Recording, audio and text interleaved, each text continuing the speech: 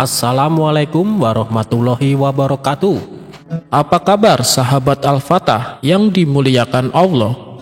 Semoga kita dalam keadaan sehat, dilimpahkan rezekinya, dan diberikan keberkahan dunia dan akhirat. Amin ya robbal alamin.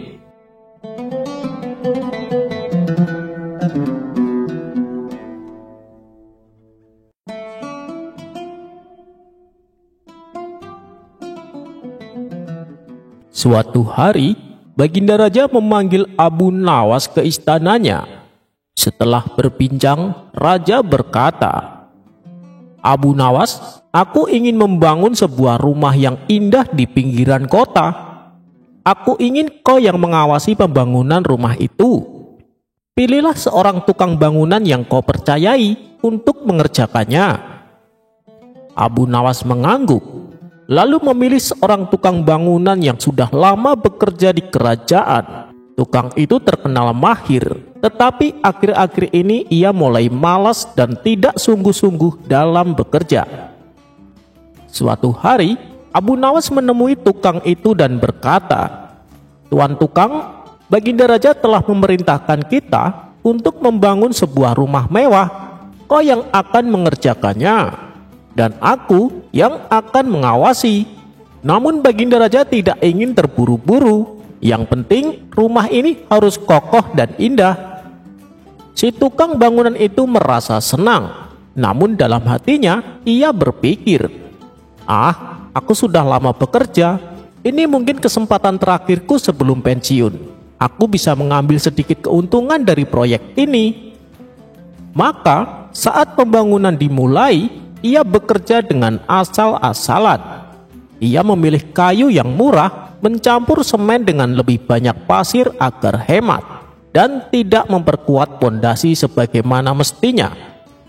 Setiap kali Abu Nawas datang mengecek, tukang itu selalu berkata, "Tenang Abu Nawas, aku sudah berpengalaman, rumah ini pasti bagus." Abu Nawas hanya tersenyum dan mengangguk. Ia tidak berkata apa-apa. Berbulan-bulan berlalu, rumah itu akhirnya selesai. Dari luar tampak megah, namun di dalamnya dindingnya rapuh, kayunya mudah lapuk, dan atapnya pun tidak kokoh. Tukang bangunan itu tersenyum puas. "Akhirnya selesai juga. Aku mendapat banyak keuntungan tanpa ada yang tahu," pikirnya dalam hati. Saat tiba waktunya, Baginda Raja datang untuk melihat rumah tersebut. Ia berdiri di depan rumah itu, lalu menoleh ke arah tukang bangunan tersebut. Dengan suara lantang Baginda Raja berkata, "Wahai tukang yang setia, karena jasamu selama ini, aku menghadiahkan rumah ini untukmu. Ini adalah rumahmu sendiri."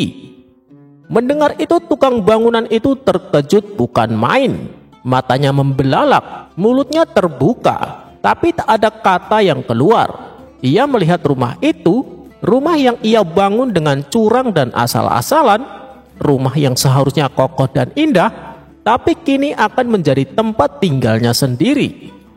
Ia ingin berkata sesuatu, ingin menolak, ingin menjelaskan, tetapi semuanya terlambat. Abu Nawas pun mendekatinya dan berbisik, "Jika saja kau tahu rumah ini untukmu, pasti kau akan membangunnya dengan sebaik-baiknya, bukan?" Si tukang bangunan itu hanya bisa menunduk. Dalam hatinya ia menyesal. Pelajaran dari cerita ini adalah setiap pekerjaan yang kita lakukan, lakukanlah dengan sungguh-sungguh, karena hasilnya bisa jadi kembali kepada diri kita sendiri.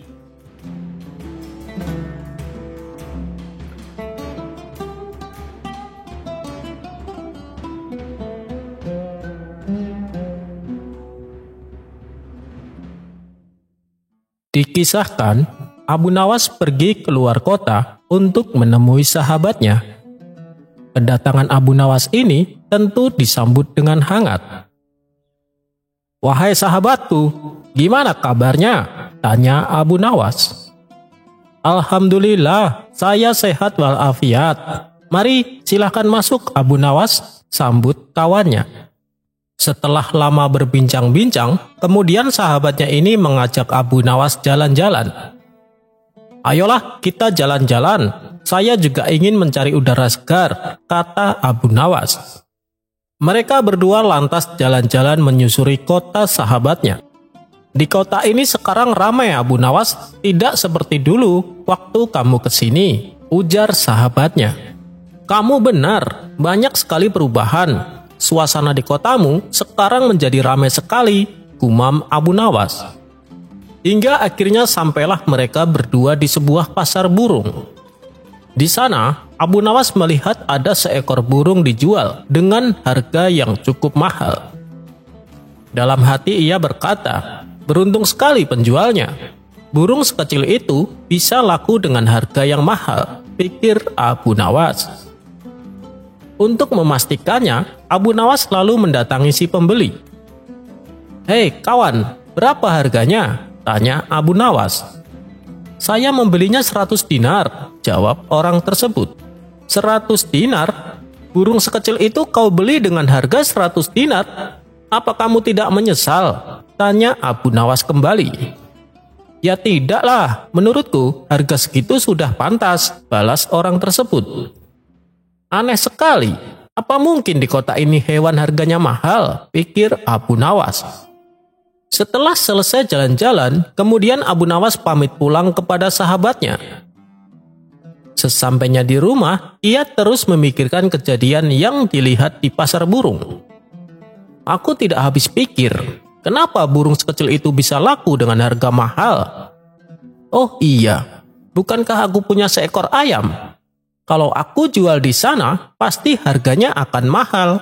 Karena ayamku tubuhnya lebih besar dan lebih banyak dagingnya," pikir Abu Nawas. Keesokan harinya, Abu Nawas kembali berangkat menuju kota sahabatnya dengan membawa seekor ayam. Tapi, kali ini ia tidak mampir ke rumah sahabatnya, melainkan ia langsung menuju ke pasar hewan. Setibanya di sana, Abu Nawas menawarkan ayamnya kepada orang-orang dengan harga 200 dinar. "Berapa harganya tuan?" tanya salah satu pembeli. "Murah kawan, hanya 200 dinar, jawab Abu Nawas. Si pembeli tentu saja kaget mendengarnya. Ia pun langsung meninggalkan Abu Nawas tanpa menawarnya. Hingga waktu menjelang siang, ayam Abu Nawas tak kunjung laku. Tidak ada satupun yang berminat membeli ayam milik Abu Nawas. Rata-rata mereka menawarnya hanya dengan harga 5 dinar saja. Hal ini membuat Abu Nawas kecewa. Lalu ia meluapkan kekesalannya kepada orang-orang di pasar. "Apa-apaan ini? Kemarin aku melihat ada seekor burung bisa laku 100 dinar. Tetapi ayam milikku yang begini indah dan ukurannya jauh lebih besar ditawar hanya 5 dinar, teriak Abu Nawas. Sontak orang-orang pun terkejut dengan teriakan Abu Nawas ini. "Ada apa tuan? Jangan teriak-teriak seperti itu. Nanti orang-orang pada ketakutan," ujar salah satu warga. Kebetulan sahabat Abu Nawas melintas di tempat itu. Ia pun segera menghampirinya. "Tenanglah Abu Nawas, ada apa ini?" tanya sahabatnya. "Begini, kemarin waktu kita jalan-jalan ke pasar ini, aku melihat ada seekor burung kecil laku dengan harga 100 dinar. Tapi kenapa ayamku yang indah dan besar ini malah hanya ditawar dengan harga 5 dinar? Ini kan aneh," ujar Abu Nawas. "Oh, burung yang kemarin itu. Kamu salah paham Abu Nawas. Itu bukan burung biasa. Burung itu adalah burung beo. Keistimewaan burung beo bisa bicara seperti manusia. Jadi wajar kalau harganya mahal. Bukan karena tubuhnya yang kecil," kata sahabatnya menjelaskan. Sejenak Abu Nawas terdiam. Ia pun mulai menyadari atas kekeliruannya. Tapi untuk menutupi rasa malunya, kemudian Abu Nawas berkata, "Kalau burung itu bisa bicara, ayamku ini malah bisa berpikir," ucap Abu Nawas. "Berpikir? Maksudnya bisa berpikir seperti manusia?" tanya sahabatnya penasaran. "Ya, benar sekali. Dia tahu mana ayam betina dan mana ayam jantan. Buktinya, ia tak mau mengawini ayam jantan," ujar Abu Nawas. Mendengar omongan Abu Nawas, orang-orang yang ada di pasar seketika tertawa terpingkal-pingkal.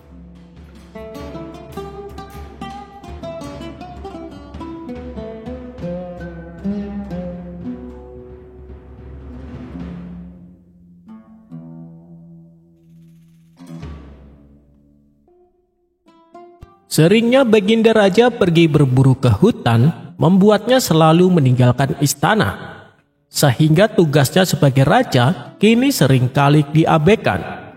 Sang raja jadi jarang menemui rakyatnya, manakala ada yang akan mengadukan masalahnya, dan urusan-urusan kerajaan selalu ia tinggalkan. Melihat hal ini, Abu Nawas pun merasa kecewa. Ia bingung harus dengan cara apa menyadarkan rajanya. Kalau menegurnya secara langsung justru akan membuat Baginda Raja murka. Bisa-bisa Abu Nawas malah dipenjara. Hingga pada suatu hari, datanglah beberapa utusan kerajaan menemui Abu Nawas di rumahnya. "Tuan Abu, Anda dipanggil Paduka Raja untuk ke istana," kata salah satu dari mereka. "Ada keperluan apa?" tanya Abu Nawas. "Paduka ingin mengajak Tuan Abu pergi berburu," jawabnya. Mendengar itu, Abu Nawas hanya mengelus dada. Sampai kapan Paduka akan terus begini, batin Abu Nawas. Tapi tak lama kemudian muncul ide cemerlang di otaknya. Ia memanfaatkan kesempatan ini untuk menyadarkan Baginda Raja. "Bilang sama rajamu bahwa Abu Nawas mempunyai sesuatu yang berharga yang tidak mungkin ia tinggalkan. Sesuatu itu tak ternilai harganya, bahkan Paduka Raja sendiri tak akan mampu membelinya karena harganya terlalu mahal," tutur Abu Nawas. Maka pulanglah mereka menyampaikan apa yang dikatakan Abu Nawas kepada Baginda Raja. "Kalian melihat barangnya?" tanya Baginda Raja penasaran. "Tidak, Yang Mulia, dia tidak menunjukkan kepada kami," jawab mereka. Hal ini membuat Baginda Raja semakin penasaran. Bahkan ia sampai tidak jadi berburu gara-gara mendengar ucapan Abu Nawas ini. Barang apa sih yang dimiliki Abu Nawas? Aku jauh lebih kaya dari dia, tapi kenapa dia sampai mengatakan kalau aku tak mampu membelinya? Tanya Baginda Raja dalam hati. Tak ingin berlama-lama dengan rasa penasarannya, Baginda Raja segera mengajak beberapa pengawal untuk mendatangi rumah Abu Nawas. Sesampainya di sana, tanpa basa-basi Baginda Raja langsung bertanya, "Wahai Abu Nawas, apa benar kau mempunyai sesuatu yang sangat berharga?" tanya Baginda Raja. "Benar Paduka Yang Mulia, itulah sebabnya saya tak bisa ikut Paduka berburu, karena saya harus menjaganya," jawab Abu Nawas. "Bagaimana kalau aku beli dengan harga 100.000 dinar?" tawar Baginda Raja. "Maaf Paduka Yang Mulia, saya tidak akan menjualnya, bahkan dengan harga 1 juta dinar," sahut Abu Nawas. "Kau serius Abu Nawas?" tanya Baginda Raja heran. "Tentu Yang Mulia, karena nilainya lebih daripada istana Paduka dan seisinya," jawab Abu Nawas. "Bisa kau tunjukkan sesuatu itu padaku?" pinta Baginda Raja. "Sesuatu itu adalah waktu Yang Mulia. Saya tidak mungkin membuang-buang waktu dengan pekerjaan yang tidak ada gunanya. Sementara saya punya tanggung jawab untuk mengayomi dan melindungi keluargaku. Begitu pula dengan Paduka Yang Mulia. Bukankah Paduka adalah seorang raja, di mana seorang raja punya tanggung jawab untuk mengayomi dan melindungi rakyatnya? Hidup di dunia ini hanya sementara Paduka, dan kita akan diminta pertanggungjawaban atas semua yang kita lakukan di akhirat nanti. Apakah Paduka sudah siap menghadapi itu? Sementara akhir-akhir ini banyak rakyat yang tidak bisa menemui Paduka untuk mengadukan masalahnya. Kemana Paduka selama ini? Kenapa Paduka tidak ada di istana layaknya seorang raja? Lalu bagaimana dengan kerajaan yang Paduka pimpin? Apakah Paduka tahu beberapa menteri telah berbuat zalim dan korupsi? Paduka hanya mementingkan kesenangan tanpa memikirkan nasib rakyatnya." Mendengar itu seketika Baginda Raja pun tertunduk dan menyadari akan kekilapannya. "Kau benar Abu Nawas, kau benar. Tapi ada satu pertanyaan yang mengganjal di hatiku. Kalau waktu memang paling berharga, Mengapa begitu banyak orang membuangnya dengan sia-sia? Tanya Baginda Raja. Karena mereka tak menghargainya. Itu sama saja mereka tak menghargai dirinya sendiri. Mereka akan menyesali masa yang telah berlalu. Tapi anehnya, mereka tidak menyesali waktu yang telah terbuang percuma. Kalau terus-terusan seperti ini, selamanya mereka akan hidup dalam penyesalan, jawab Abu Nawas. Mendengar penuturan Abu Nawas, Baginda Raja kini mulai menyadari akan tanggung jawab besar yang diamanatkan kepadanya. Dan sejak saat itu, ia lebih mementingkan urusan kerajaan daripada kesenangannya semata. Rakyat pun kini mulai lebih mudah menemui rajanya.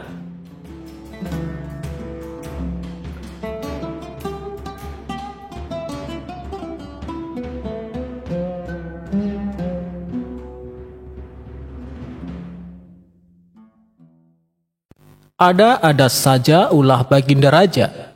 Hanya demi untuk mengerjai Abu Nawas, selalu memberinya sebuah tantangan yang terbilang sangat tidak masuk akal. Bagaimana tidak, kali ini Abu Nawas diperintah membawakan rumput yang bulat. Wahai Abu Nawas, aku punya tantangan untukmu. Apakah kau berani menjalankannya? Tanya Baginda Raja. Abu Nawas yang tak ingin harga dirinya jatuh langsung menerima tantangan tersebut. Saya siap Paduka, tapi apa imbalannya kalau saya berhasil? Tanya Abu Nawas. Kau akan kuberi hadiah 100 dinar, tapi bila gagal kau akan mendapat hukuman, yaitu 100 kali cambukan, jawab Baginda Raja. Baik, saya terima.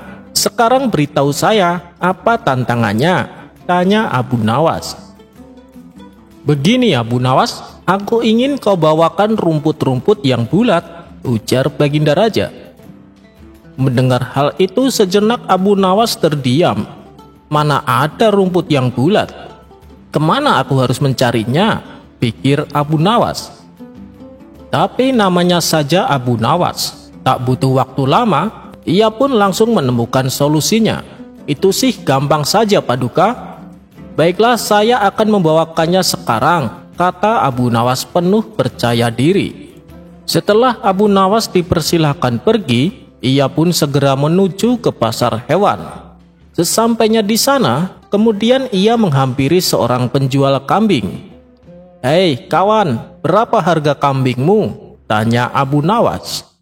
5 dinar Tuan Abu, jawab si penjual kambing. Bagaimana kalau aku beli dengan harga 10 dinar, tapi bayarnya besok, ujar Abu Nawas. Apa kau serius Tuan Abu? Awas kalau bohong, kata si penjual agak ragu. Percayalah kawan, apa pernah aku membohongimu? Timpal Abu Nawas. Si penjual pun sepakat, meski di hatinya ada sedikit keraguan. Kemudian, pada saat itu juga Abu Nawas langsung membawa kambing tersebut menuju istana menghadap Baginda Raja. Melihat kedatangan Abu Nawas dengan seekor kambing membuat Baginda Raja merasa heran.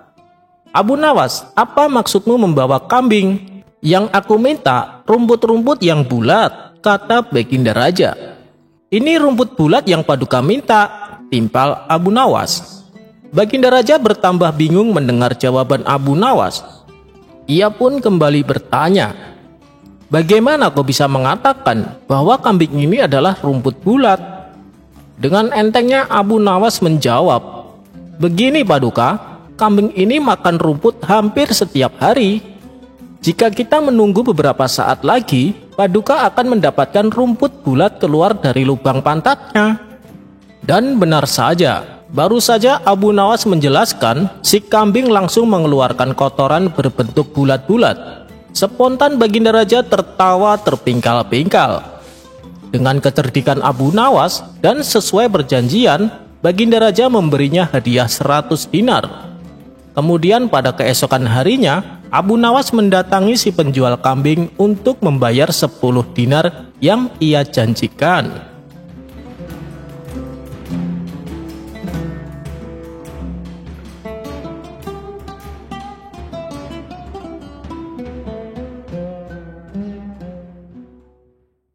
Dikisahkan Ketika Abu Nawas hendak ke rumah Abu Jahil, di tengah jalan ia berpapasan dengan beberapa pengawal istana. "Wahai Tuan Abu, kebetulan sekali kita ketemu di sini. Ada yang ingin saya sampaikan," kata salah satu pengawal. "Memangnya ada penting apa?" tanya Abu Nawas. Kemudian mereka memberitahu bahwa hari ini Abu Nawas diperintah Baginda Raja untuk datang menghadap ke istana. Abu Nawas pun bingung, karena hari ini ia sudah berjanji akan membantu Abu Jahil membetulkan genteng rumahnya yang bocor. Tapi kalau ia menolak perintah tersebut, bisa-bisa Baginda Raja akan menghukumnya. Namun Abu Nawas adalah tipe orang yang selalu menepati janji. Ia pun memilih membantu Abu Jahil daripada menemui Baginda Raja. Akhirnya ia menemukan solusi supaya tidak perlu datang ke istana tanpa mendapatkan hukuman sang raja. Ia lalu berkata kepada para pengawal bahwa dirinya tidak bisa menghadap sang raja karena ada suatu alasan. Mendengar penjelasan Abu Nawas, mereka pun mengucapkan bela sungkawa dan pergi berlalu dari hadapan Abu Nawas. Sementara Abu Nawas kembali melanjutkan perjalanannya menuju rumah Abu Jahil. Setibanya di sana, Abu Nawas disambut hangat. "Terima kasih Abu Nawas, kau sudah berkenan mau membantuku," kata Abu Jahil. "Iya nih, padahal tadi ada utusan istana menyuruhku untuk menghadap raja," jawab Abu Nawas. "Lalu bagaimana? Apakah kamu tidak jadi membantuku?" tanya Abu Jahil dengan nada kecewa. "Jangan khawatir, aku sudah janji sama kamu, jadi tidak mungkin aku ingkari. Aku terpaksa menolak perintah sang raja," jelas Abu Nawas. "Kau serius Abu Nawas? Apa kau tidak takut dihukum?" tanya Abu Jahil cemas. Dengan tersenyum Abu Nawas berkata, "Sudah, tak perlu kau risaukan. Ayo aku bantu betulkan gentengmu." Melihat sikap Abu Nawas yang sangat peduli terhadapnya, membuat Abu Jahil merasa terharu. Abu Jahil pun menyesali sikapnya yang selama ini selalu memusuhi Abu Nawas. "Ternyata kau adalah kawan yang baik Abu Nawas. Kau rela menolak perintah raja hanya demi untuk membantuku," pikir Abu Jahil. Tak terasa, air mata Abu Jahil menetes membasahi pipi. "Hei Abu Jahil, mana tangganya?" teriak Abu Nawas dari luar. Abu Jahil bergegas mengambil tangga dan memberikan kepada Abu Nawas. Abu Nawas pun naik ke atap dan mulai membetulkan genteng. Tidak berapa lama kemudian, datanglah tetangga Abu Nawas. "Hei Abu Nawas, turunlah sebentar. Ada hal penting yang ingin aku katakan," teriak tetangganya itu. Dengan terpaksa, Abu Nawas menghentikan pekerjaannya, lalu turun ke bawah untuk menemui tetangganya tersebut. "Ada perlu apa ke sini?" tanya Abu Nawas penasaran. "Aku ingin pinjam uang Abu Nawas," jawab tetangganya. Abu Nawas pun menjadi kesal. "Kenapa tidak kau bilang saat aku masih di atas tadi?" tugas Abu Nawas. "Aku malu kalau ada orang lain mendengarnya," balas tetangganya. Tanpa memberi jawaban, Abu Nawas kembali naik ke atap dan melanjutkan pekerjaannya. Tetangganya ini pun menjadi bingung dan kembali berteriak. "Bagaimana Abu Nawas?" tanyanya lagi. "Naiklah ke atas, akan aku beri jawaban," jawab Abu Nawas. Si tetangga pun naik ke atap. Ketika ia sudah sampai di atap, ia kembali bertanya, "Bagaimana Abu Nawas? Aku ingin pinjam uang kepadamu." Sambil membetulkan genteng, Abu Nawas menoleh ke arahnya. "Aku tidak punya uang," ucap Abu Nawas. "Kenapa kau tidak katakan saat aku masih di bawah?" kata tetangganya merasa kesal. "Aku malu kalau ada orang lain mendengar bahwa aku sedang tidak punya uang," jelas Abu Nawas. Dengan perasaan kecewa, tetangganya ini turun ke bawah dan pergi berlalu. Singkat cerita, setelah pekerjaan selesai, Abu Nawas pun dipersilahkan makan dan diberi upah oleh Abu Jahil. "Terima kasih ya Abu Nawas, kau telah bersedia menolongku," kata Abu Jahil. "Iya, sama-sama," jawab Abu Nawas. Ketika sedang asik-asiknya menikmati makanan, Abu Jahil melihat dari jendela. beberapa utusan istana berjalan menuju ke arah rumahnya. "Hei Abu Nawas, sepertinya ada orang-orang istana hendak kemari. Sembunyilah, pasti mereka sedang mencarimu," kata Abu Jahil. "Bukan aku yang harus bersembunyi, tapi kamu yang harus sembunyi," balas Abu Nawas. "Maksudmu gimana? Kenapa aku?" tanya Abu Jahil heran. "Begini, tadi pagi waktu aku menolak dipanggil ke istana, aku beralasan kawanku yang bernama Abu Jahil meninggal. Makanya sekarang cepat sembunyi sebelum mereka melihatmu," ucap Abu Nawas. "Jadi tujuan mereka datang kemari untuk melayat jenazahku?" tanya Abu Jahil. "Iya, benar. Ayo cepat sembunyi," perintah Abu Nawas. "Kurang ajar kau Abu Nawas, sudah kubela-belain sampai menangis karena terharu dengan pengorbananmu. Ternyata kau masih saja berbuat usil padaku," kata Abu Jahil geram.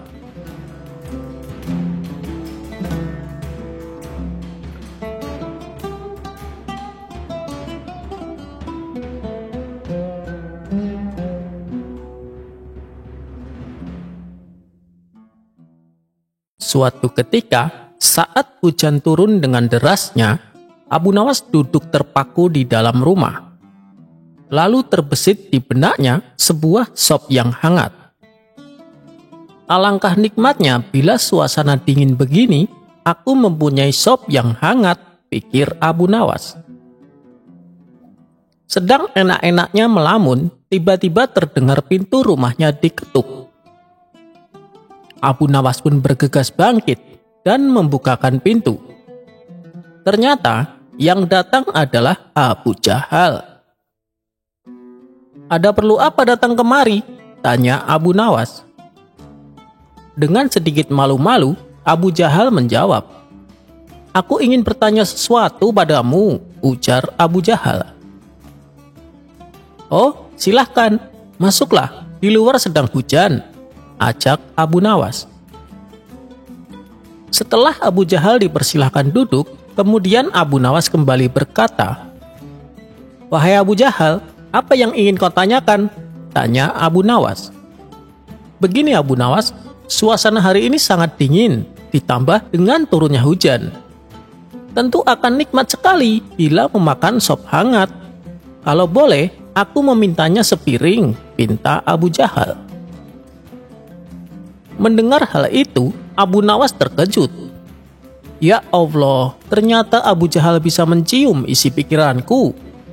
Mulai sekarang, aku harus berhati-hati bila akan melamunkan sesuatu, pikir Abu Nawas.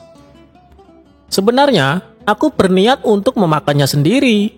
Tapi, berhubung kamu sudah mengetahuinya, mau tidak mau, aku harus membagikannya kepadamu, ucap Abu Nawas. Abu Jahal sontak kegirangan mendengarnya. "Terima kasih Abu Nawas," balas Abu Jahal.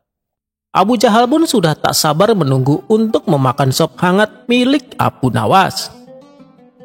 Akan tetapi, Abu Nawas malah kembali duduk dan melamun. Tentu saja tingkah Abu Nawas ini membuat Abu Jahal kebingungan. "Abu Nawas, mana sopnya? Aku sudah tidak sabar nih. Kamu malah melamun," kata Abu Jahal. "Sini Abu Jahal, duduklah di sampingku dan kita melamun bersama-sama, membayangkan makan sop hangat," timpal Abu Nawas. "Maksudnya bagaimana Abu Nawas?" tanya Abu Jahal tak mengerti. "Sebelum kamu datang, aku sedang melamun membayangkan sop hangat. Sayangnya, aku tidak punya uang untuk membelinya. Tapi, tiba-tiba kamu datang dan meminta sop yang ada dalam lamunanku. Oleh karena itu, marilah kita melamun bersama-sama, membayangkan sop hangat yang enak dan lezat," balas Abu Nawas. Mendengar ucapan Abu Nawas, Abu Jahal langsung ngelayar pergi meninggalkan rumah Abu Nawas. "Dasar orang aneh," teriak Abu Jahal kepada Abu Nawas.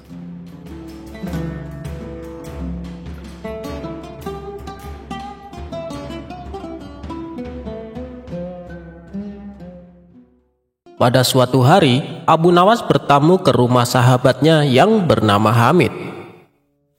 Melihat kehadiran Abu Nawas, Hamid langsung menyambutnya dengan sukacita. "Wahai sahabatku, Sudah lama kita tidak bertemu, kata Hamid sambil memeluk Abu Nawas. Mereka berdua lalu duduk dan ngobrol panjang lebar. Di sela-sela obrolannya, Abu Nawas melihat burung milik Hamid yang berada di dalam sangkar. "Wah, sekarang kamu suka pelihara burung ya, Mid?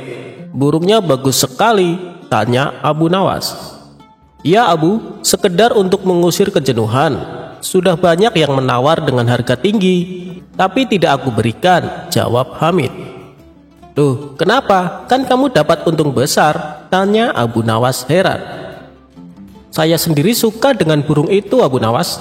Sayang kalau sampai dijual," balas Hamid. Setelah waktu menjelang sore, Abu Nawas pun pamit pulang kepada sahabatnya. "Jangan sungkan-sungkan, seringlah main ke sini ya, Abu Nawas," ucap si Hamid. "Insya Allah sahabatku," balas Abu Nawas. Beberapa hari kemudian, burung si Hamid hilang dicuri. Hal itu membuat Hamid sedih. Ia bertanya kepada orang-orang, tapi tidak ada satupun yang mengetahuinya. Kemudian Hamid membuat sayembara. Barang siapa yang bisa menunjukkan pencuri burungnya akan diberi imbalan hadiah uang yang banyak. Lagi-lagi usahanya ini menemui jalan buntu, sebab tidak ada satu orang pun yang bisa membantunya. Solusi terakhir yang ia tempuh adalah dengan meminta bantuan sahabatnya. Siapa lagi kalau bukan Abu Nawas? Maka pergilah Hamid ke rumah Abu Nawas. Sesampainya di sana, Hamid menceritakan masalah yang menimpa dirinya. "Apakah kamu punya dugaan siapa kira-kira yang mencuri burungmu?" tanya Abu Nawas. "Yang jelas orang dekat, Abu Nawas. Bisa jadi tetangga saya, mungkin juga kawan saya. Tapi saya tidak berani sembarangan menuduh," jawab si Hamid. Sejenak Abu Nawas terdiam. Ia terus memikirkan cara untuk menemukan pelakunya. Tidak lama kemudian muncullah ide cemerlang dari Abu Nawas. "Aku punya ide. Undang semua orang-orang terdekatmu, ajak mereka makan siang di rumahmu," perintah Abu Nawas. Mendengar itu, Hamid pun kaget. "Untuk apa, Abu Nawas?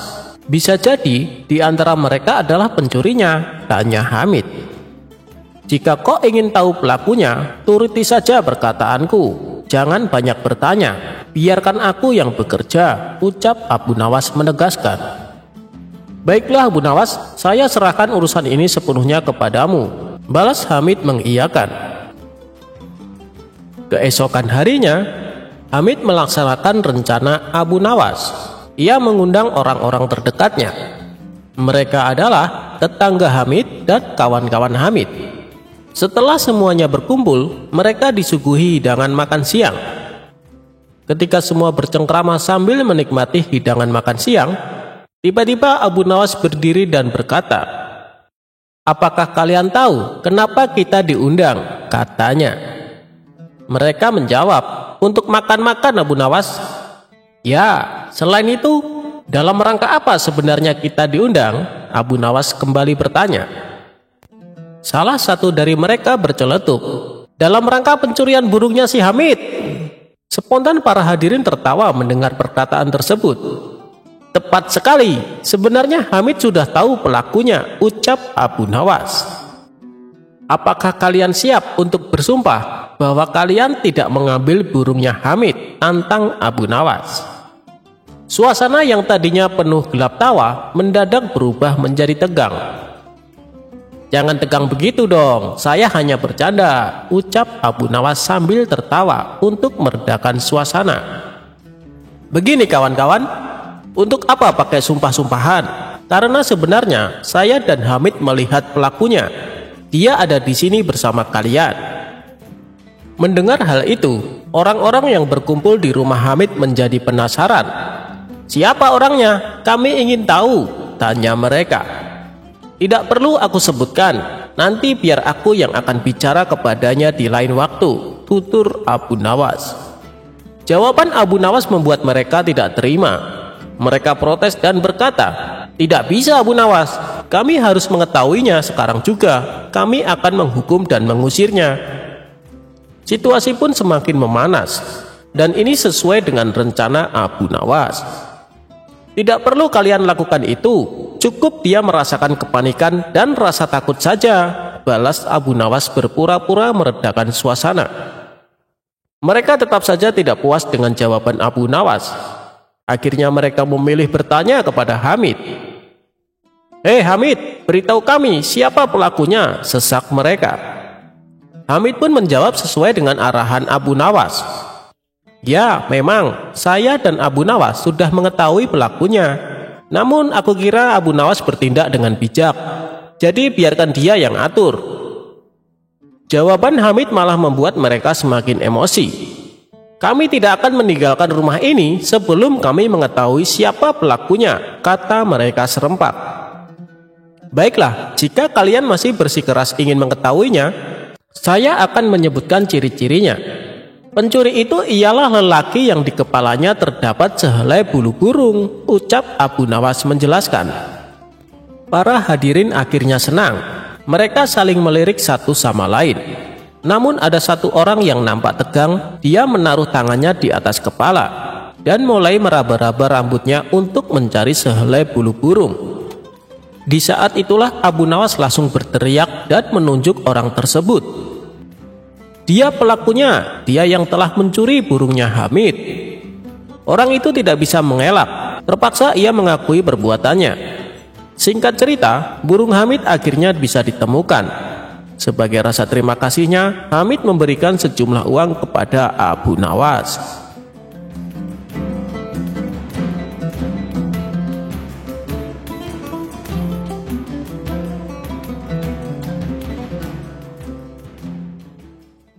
Dikisahkan, Baginda Raja baru saja membaca kitab tentang kehebatan Raja Sulaiman yang mampu memerintahkan para jin memindahkan singgasana Ratu Bilqis di dekat istananya.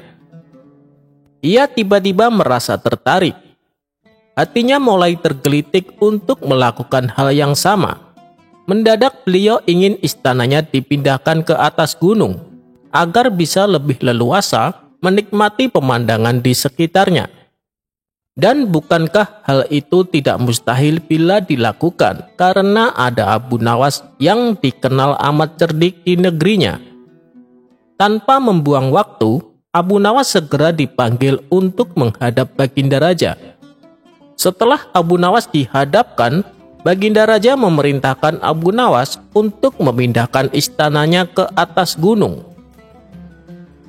Abu Nawas tidak langsung menjawab. Ia berpikir sejenak hingga keningnya berkerut. Tidak mungkin menolak perintah Baginda, kecuali kalau memang ingin dihukum. Akhirnya, Abu Nawas terpaksa menyanggupi proyek raksasa itu. Ada satu lagi permintaan dari Baginda Raja. Pekerjaan itu harus diselesaikan hanya dalam waktu 1 bulan. Abu Nawas pun pulang dengan hati masgul. Setiap malam Abu Nawas hanya berteman dengan rembulan dan bintang-bintang. Hari-hari dilewatinya dengan kegundahan. Tak ada hari yang lebih berat dalam hidup Abu Nawas kecuali hari-hari ini. Tetapi pada hari ke-9 ia tidak lagi merasa gundah gulana. Keesokan harinya Abu Nawas menuju istana. Ia menghadap Baginda untuk membahas pemindahan istana. Dengan senang hati Baginda Raja akan mendengarkan apa yang diinginkan Abu Nawas. "Ampun tuanku, hamba datang ke sini hanya untuk mengajukan usul untuk memperlancar pekerjaan hamba nanti," kata Abu Nawas. "Apa usulmu itu?" tanya Baginda Raja. "Hamba akan memindahkan istana Paduka yang mulia tepat pada hari raya Idul Kurban, yang kebetulan hanya kurang 20 hari lagi," kata Abu Nawas. "Kalau hanya itu usulmu, baiklah," kata Baginda Raja. "Satu lagi Baginda," Abu Nawas menambahkan. "Apalagi?" tanya Baginda Raja kembali. "Hamba mohon Baginda Raja menyembelih 10 ekor sapi yang gemuk untuk dibagikan langsung kepada para fakir miskin," kata Abu Nawas. "Usulmu kuterima," kata Baginda menyetujui. Abu Nawas pulang dengan perasaan riang gembira. Ini tidak ada lagi yang perlu dikhawatirkan. Toh nanti bila waktunya sudah tiba, ia pasti akan dengan mudah memindahkan istana Baginda Raja. Jangankan hanya memindahkan ke puncak gunung, ke dasar samudra pun Abu Nawas sanggup melakukannya. Desas-desus mulai tersebar ke seluruh pelosok negeri. Hampir semua orang harap-harap cemas. Tetapi sebagian besar rakyat merasa yakin atas kemampuan Abu Nawas. Karena selama ini Abu Nawas belum pernah gagal melaksanakan tugas-tugas aneh yang dibebankan di atas pundaknya. Namun ada beberapa orang yang meragukan keberhasilan Abu Nawas kali ini. Saat yang dinanti-nantikan pun tiba. Rakyat berbondong-bondong menuju lapangan untuk melakukan sholat hari raya Idul Adha. Dan seusai sholat, 10 sapi sumbangan Baginda Raja disembelih, lalu dimasak, kemudian segera dibagikan kepada fakir miskin. Kini giliran Abu Nawas yang harus melaksanakan tugas berat itu. Abu Nawas berjalan menuju istana diikuti oleh para warga. Sesampai depan istana, Abu Nawas bertanya kepada Baginda Raja, "Ampun tuanku yang mulia, apakah istana sudah tidak ada orangnya lagi?" tanya Abu Nawas. "Tidak ada," jawab Baginda Raja singkat. Kemudian, Abu Nawas berjalan beberapa langkah mendekati istana. Ia berdiri sambil memandangi istana. Abu Nawas berdiri mematung, seolah-olah ada yang ditunggu. Benar saja, Baginda Raja akhirnya tidak sabar. "Abu Nawas, mengapa engkau belum juga mengangkat istanaku?" tanya Baginda Raja. "Hamba sudah siap sejak tadi, Baginda," kata Abu Nawas. "Apa maksudmu engkau sudah siap sejak tadi? Kalau engkau sudah siap, lalu apa yang engkau tunggu?" tanya Baginda Raja penasaran dan heran. "Hamba menunggu istana paduka yang mulia diangkat oleh seluruh rakyat yang hadir untuk diletakkan di atas pundak hamba. Setelah itu, hamba tentu akan memindahkan istana paduka yang mulia ke atas gunung sesuai dengan perintah paduka," kata Abu Nawas. Baginda Raja pun terpana. Beliau tidak menyangka Abu Nawas masih bisa terhindar dari hukumannya.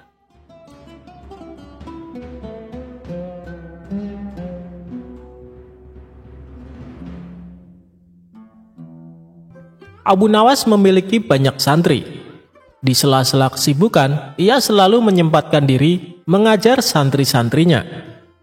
Setiap hari ba'da sholat asar, para santri berangkat menuju rumah Abu Nawas dengan antusias. Ada seorang santri bernama Ahmad. Ia pendiam namun pintar. Sampai satu ketika, ada seseorang santri bertanya, "Kenapa Abu Nawas begitu perhatian kepada Ahmad?" Abu Nawas menangkap ada kecemburuan di antara para santrinya, hingga suatu ketika dia mengadakan sayembara. "Sayembara apa Tuan Guru?" ujar salah seorang santrinya. "Besok kalian membawa buah kurma. Kurma yang termanis itulah pemenangnya.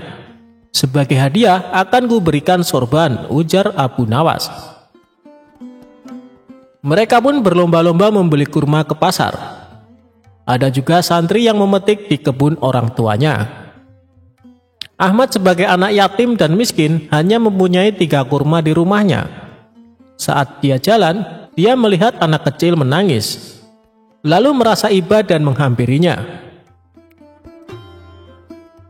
"Aku ingin makan buah kurma," kata anak kecil itu. Ahmad memberi 1 butir kurma kepada anak kecil itu. Di tangannya tersisa 2 butir kurma lagi. Namun di perjalanan dirinya bertemu Abu Nawas yang menyamar sebagai seorang pengemis yang lapar. "Aku lapar, berikanlah aku makanan," ujar pengemis itu. "Aku hanya ada 2 butir kurma, kek," kata Ahmad. "Berikanlah saya 1 butir dan satunya lagi untukmu," ujar pengemis tersebut. Ahmad pun memberikan 1 butir kurma. Ia lalu melanjutkan lagi perjalanannya. Sayangnya santri lain tidak ada yang memberikan kurma itu kala Abu Nawas menyamar sebagai pengemis di pinggir jalan. Enak saja ingin kurma ini. Kurma ini aku beli dengan harga mahal tahu. Dan juga kurma ini untuk sayembara supaya aku memenangkannya, ujar salah seorang santri kepada kakek pengemis itu. Saat di rumah, Abu Nawas dan para santrinya memperlihatkan kurma-kurma terbaik yang dibawanya. Ini adalah kurma terbaikku, pasti rasanya manis, dan akulah pemenangnya, ujar salah seorang santri. Oh, belum tentu, pasti kurmakulah pemenangnya, ujar salah seorang santri menimpali lagi. Tiba-tiba Ahmad datang. Ia hanya membawa satu kurma. Dirinya pun diejek. Ketika hendak membalikan badan untuk pulang, Ahmad dicegah oleh Abu Nawas. "Hei Ahmad, kesini. Jangan pulang dulu," tutur Abu Nawas. Abu Nawas pun bertanya, "Apakah mereka sudah membawa kurmanya?" "Sudah guru," ujar mereka serempak. Santri-santri pun meletakkan kurma tersebut satu persatu termasuk Ahmad. Ketika pengumuman tiba, Abu Nawas mengatakan bahwa pemenangnya adalah Ahmad. Mereka pun banyak yang protes. Kurma jelek dan hanya satu butir bisa menang. Nah, Abu Nawas pun menceritakan bahwa ia menyamar menjadi pengemis ketika mereka di perjalanan. Lalu santri yang memberikan sedekah kurma hanya Ahmad saja. Memang buah milik kalian lebih bagus dan manis daripada milik Ahmad. Namun buah yang paling manis ialah kebajikan yang kita lakukan, terutama membantu orang yang kelaparan, ungkap Abu Nawas. Sekarang mereka paham kenapa Abu Nawas begitu memiliki perhatian lebih kepada Ahmad. Sebab Ahmad memiliki hati yang lapang untuk saling berbagi, meskipun dirinya sendiri sedang mengalami kesulitan.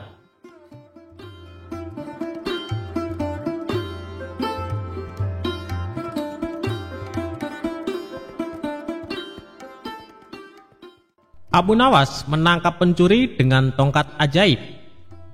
Pada suatu hari, kota Baghdad digemparkan dengan terjadinya pencurian di rumah saudagar kaya raya, dan ada sebanyak uang 100 dinar lenyap di gondol pencuri. Nampaknya pencuri tersebut sangat profesional. Buktinya saja sudah banyak petugas dikerahkan untuk mengejar pencuri itu, namun si maling tak kunjung ketangkap. Sang saudagar kaya raya semakin gusar dibuatnya. Bagaimana tidak? Sudah uangnya diambil, kemudian ada rasa penasaran sebenarnya siapa pencuri lihai tersebut. Hebatnya, tak ada satupun pertanda yang bisa dilanjutkan sebagai bahan penyelidikan lebih lanjut. Bahkan, meskipun telah mendesak pejabat setempat, tetap saja hasilnya nihil. Pada akhirnya sang saudagar membuat keputusan. Barang siapa yang mencuri hartanya dan dia mau mengembalikan, maka dia akan mendapatkan hak separuh dari harta yang dicuri tersebut. Namun meskipun sudah diberikan pengumuman tersebut, si pencuri tak kunjung memperlihatkan batang hidungnya. Bahkan si pencuri ini merasa nyaman dan aman karena tak satupun orang yang mengetahui ulahnya. Tidak putus asa, sang saudagar akhirnya membuat sayembara baru. Barang siapa yang berhasil mendapatkan pencuri tersebut, maka dia akan mendapatkan seluruh harta tersebut. Tentu saja sayembara ini sangat menarik warga Baghdad. Banyak sekali orang-orang yang mendaftar untuk ikut andil bagian, termasuk si pencuri itu sendiri. Awalnya si pencuri berniat untuk meninggalkan kota Baghdad dengan membawa harta curiannya. Namun setelah dipikir-pikir, kepergiannya hanya akan membuka aibnya. Karena itu, si pencuri mencoba bertahan di kota dengan ikut-ikutan menjadi peserta sayembara. Dia semakin merasa aman saat berkumpul dengan peserta sayembara. Dia sangat yakin kedoknya tidak akan terbongkar.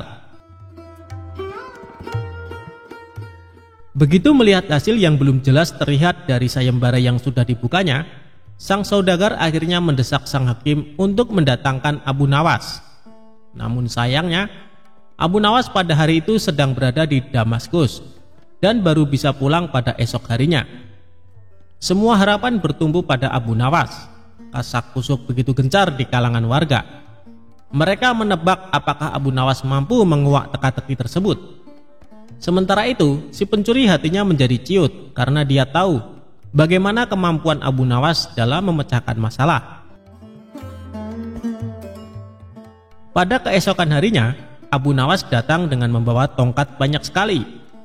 Dan kemudian dia membagikan tongkat-tongkat tersebut kepada semua yang hadir sambil berpesan, "Tongkat-tongkat ini sudah saya mantrai. Kalian bawa pulang. Besok bawa kembali ke sini. Jika salah satu di antara kalian pencurinya, maka tongkat akan bertambah 1 telunjuk. Yang bukan pencuri, maka tidak usah khawatir," ujar Abu Nawas. Kemudian semua warga pulang dan si pencuri bingung bagaimana bisa lolos di esok hari. Setelah memeras otak, dia memutuskan untuk memotong tongkat tersebut sepanjang telunjuk jarinya. Keesokan harinya, semua warga berkumpul dan mengembalikan tongkat kepada Abu Nawas. Pada saat menerima tongkat dari pencuri tersebut, Abu Nawas langsung menangkapnya karena tongkatnya menjadi lebih pendek. Kemudian si pencuri diadili dengan seadil-adilnya. Akhirnya Abu Nawas berhak menerima uang 100 dinar tersebut. Namun uang tersebut dibagikan kepada fakir miskin di kotanya.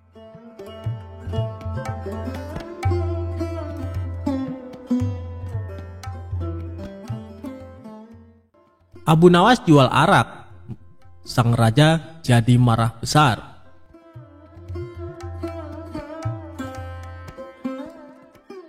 Selalu ada cara yang dilakukan oleh Abu Nawas untuk tidak dimarahi oleh Baginda Raja. Setiap perbuatan yang dilakukan, pasti ada saja kesalahan yang membuat sang raja marah. Namun bukan Abu Nawas jika tidak bisa membuat sang raja menjadi marah karena perbuatan Abu Nawas. Abu Nawas sendiri menjadi terkenal karena puisinya yang jenaka dan lucu. Tidak berhubungan dengan tema-tema tradisional seperti tema padang pasir, tetapi juga berbicara tentang kehidupan kota dan menyanyikan kegembiraan meminum anggur, serta cinta dari anak laki-laki muda dengan humor nakal. Kisah Abu Nawas kali ini menceritakan sang raja marah besar karena kedapatan Abu Nawas menjual arak. Suatu saat Abu Nawas kepergok membawa botol arak berwarna merah dan sang raja menegurnya. Namun Abu Nawas menyangkal kalau dia membawa arak. Dia menyebutnya air susu yang pemalu. Kecerdasan Abu Nawas benar-benar menghibur Baginda Raja. Suatu ketika, sang raja murka melihat pekerjaan pengawal kerajaan tidak beres. Setelah diselidiki, para pengawal itu ternyata sedang mabuk-mabukan.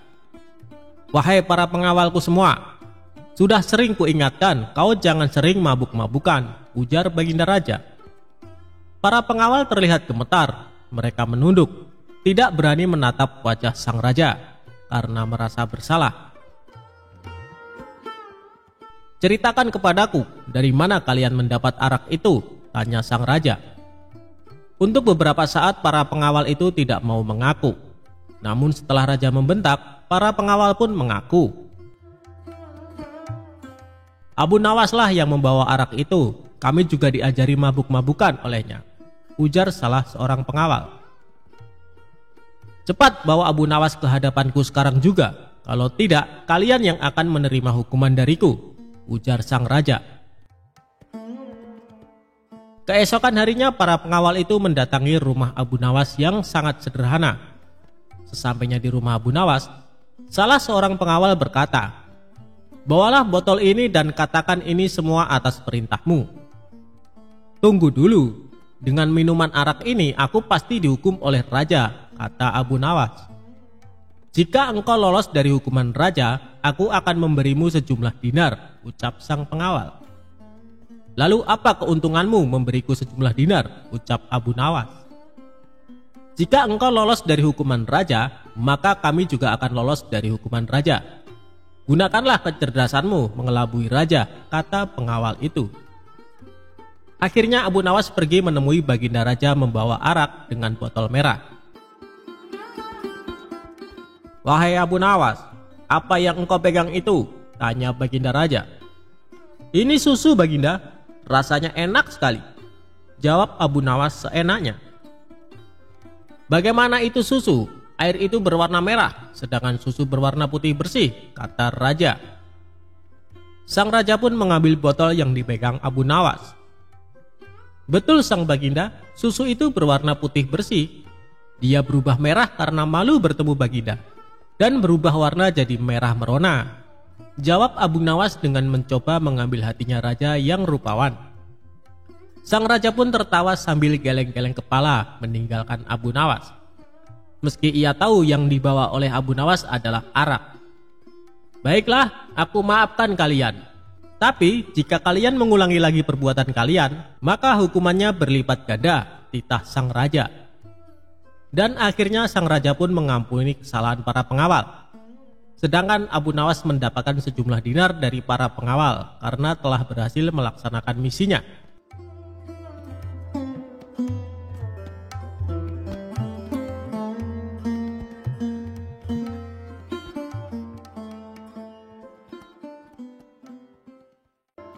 Ketika Abu Nawas disuruh khutbah Jumat.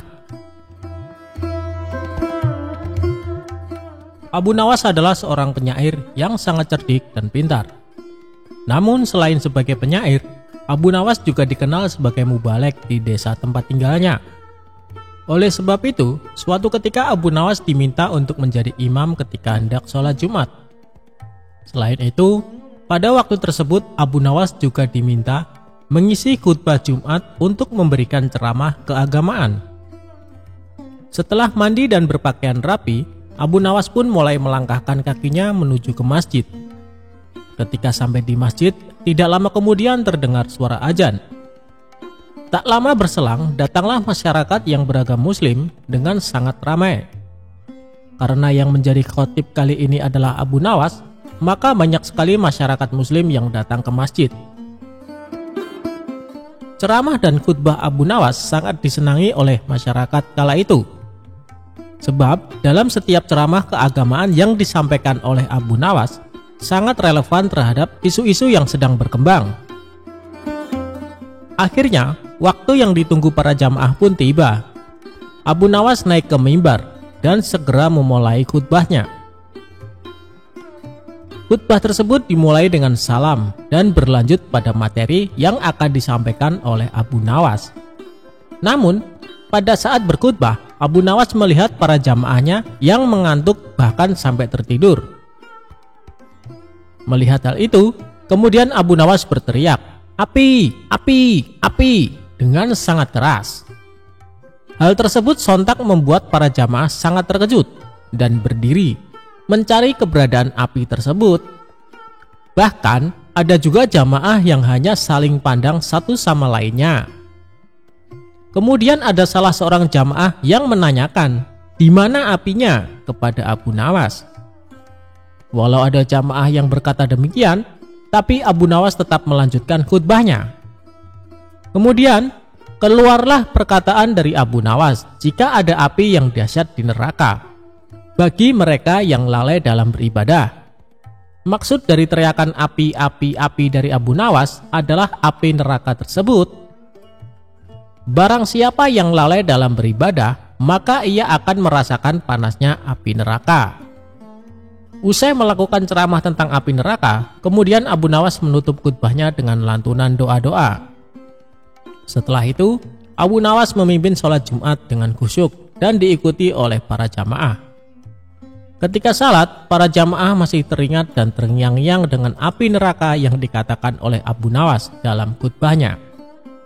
Walau awalnya terkesan gagal dalam memberikan ceramah keagamaan karena banyak yang mengantuk dan tertidur, namun sesungguhnya Abu Nawas berhasil membuat para jamaah untuk selalu rajin beribadah. Sebab para jamaah selalu ingat dengan khutbah Abu Nawas, di mana saat itu ia mengatakan, mereka yang malas beribadah akan merasakan panasnya api neraka.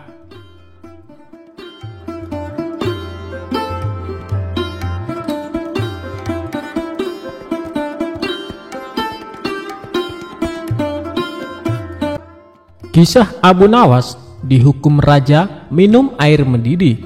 Inilah akhirnya. Abu Nawas merupakan pujangga Arab yang terkenal cerdas dan cerdik dalam menghadapi segala permasalahan. Ia hidup sejaman dengan Baginda Raja Harun. Bahkan Abu Nawas merupakan salah satu rakyat yang sangat dekat dengannya. Di sisi lain, ia juga salah satu warganya yang sering mendapatkan hukuman dari Baginda Raja.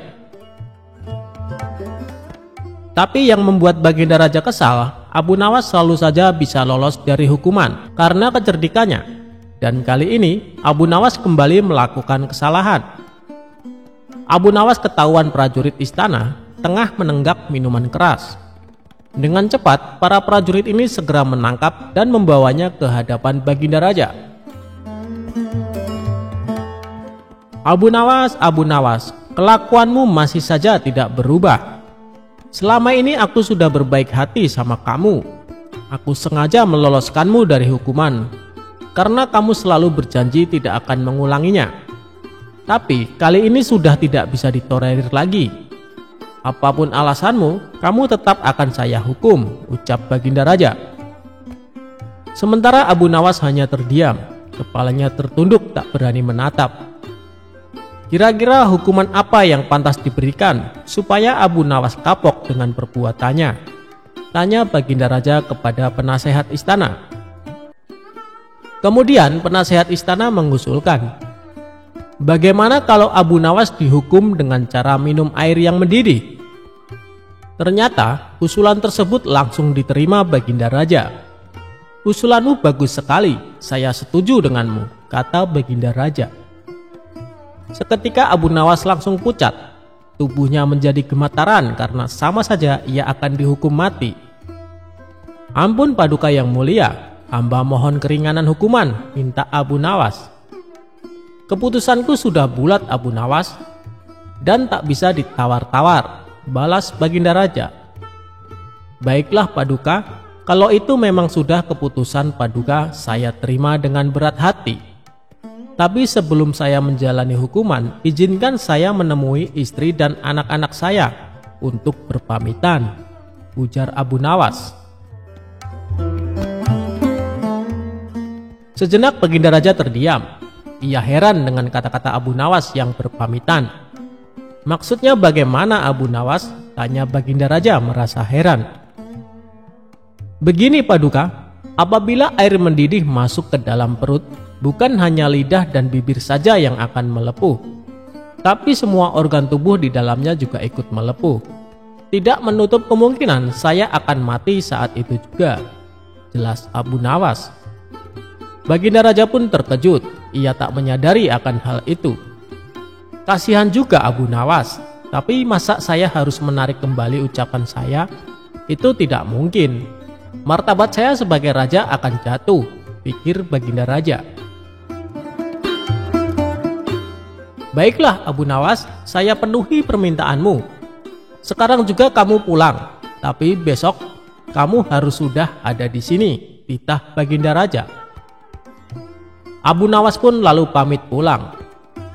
Sesampainya di rumah, Abu Nawas memberitahu istri dan anak-anaknya tentang hukuman yang akan dijalani. Mengapa Baginda Raja sekejam itu? Kata istrinya tak terima. Sudahlah wahai istriku, bila memang ini sudah takdirku untuk mati, saya harap kamu dan anak-anak mengikhlaskan kepergianku, tutur Abu Nawas. Mereka lalu menangis sambil berpelukan erat. Malam pun semakin larut. Abu Nawas masih belum dapat memejamkan mata. Ia terus meratapi nasib yang tengah dihadapinya.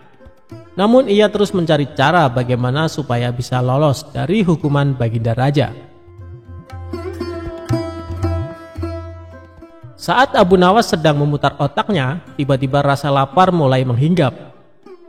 Wahai istriku, adakah makanan yang tersisa untukku? Tanya Abu Nawas. Saya sudah menyiapkan sop panas di atas meja, tapi sepertinya sekarang sudah dingin, jawab sang istri. Sudah dingin? Memangnya kapan kamu membuat sopnya? Tanya Abu Nawas kembali.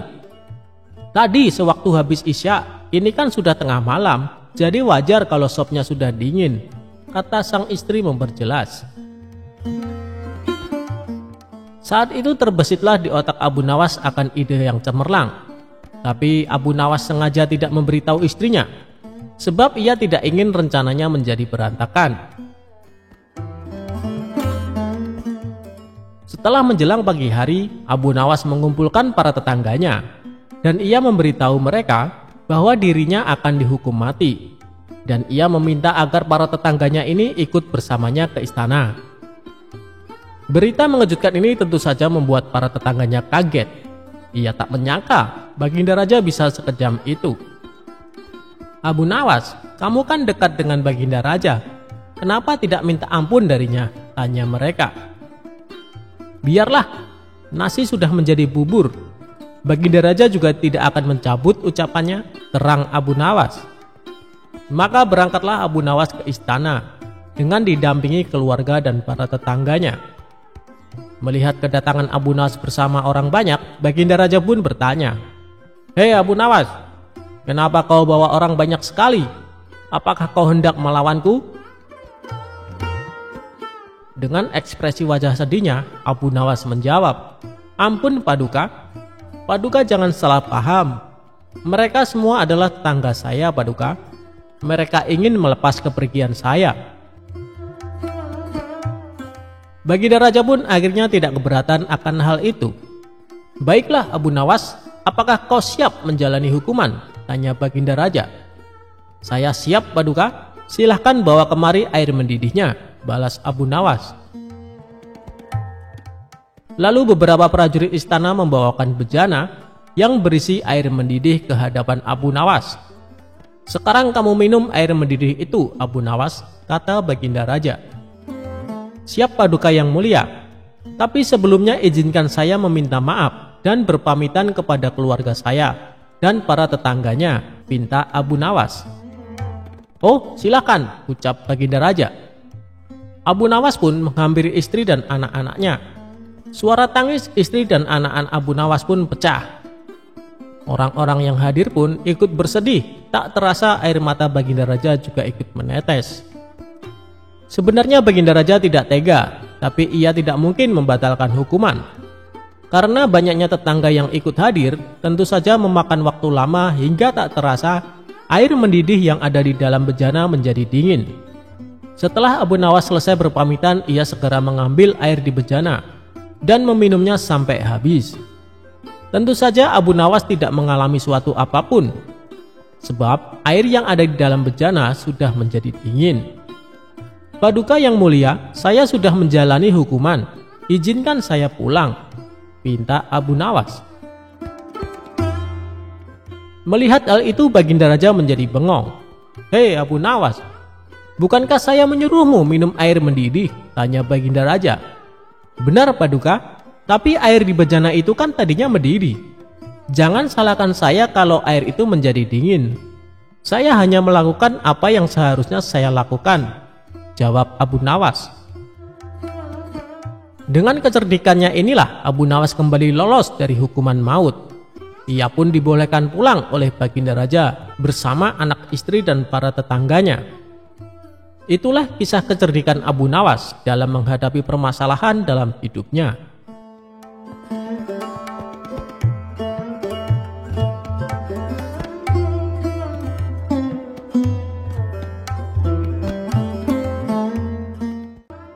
Abu Nawas menipu malaikat untuk menghindari pertanyaan kubur.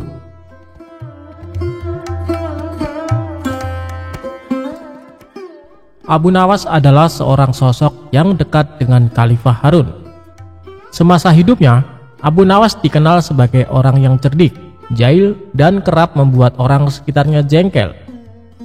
Tidak hanya pada manusia, kejahilan Abu Nawas juga pernah terjadi kepada malaikat. Dia mengelabui malaikat Mungkar dan Nakir ketika Abu Nawas wafat. Hal ini bermula ketika Abu Nawas menjadi buronan sang raja yang ketika itu marah kepadanya. Para pasukan mencari Abu Nawas atas perintah raja agar ditangkap dalam keadaan hidup atau mati. Setelah mencari kesana kemari, pasukan sang raja nihil menangkap Abu Nawas dan kembali pulang ke kerajaan.